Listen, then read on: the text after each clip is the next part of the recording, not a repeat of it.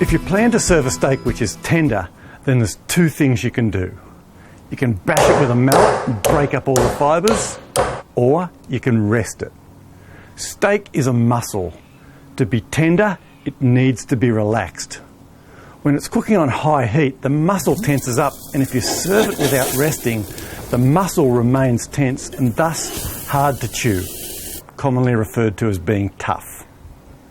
The other important reason to rest steak is to allow the natural juices to redistribute back through the meat.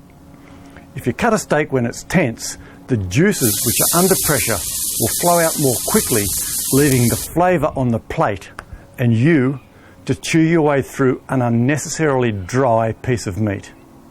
Here's a good way to think about it.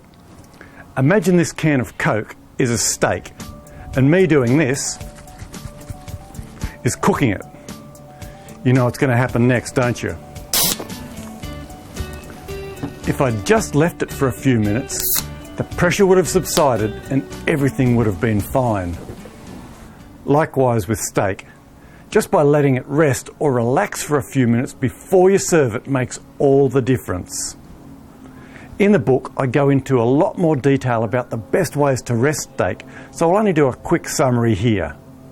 If you can, rest the steak on its side. I use a steak side warmer, which not only keeps the meat warm, but minimises the surface area for leakage. If you don't have a steak side warmer, a warm tray or plate works well. Even a low temperature oven is good.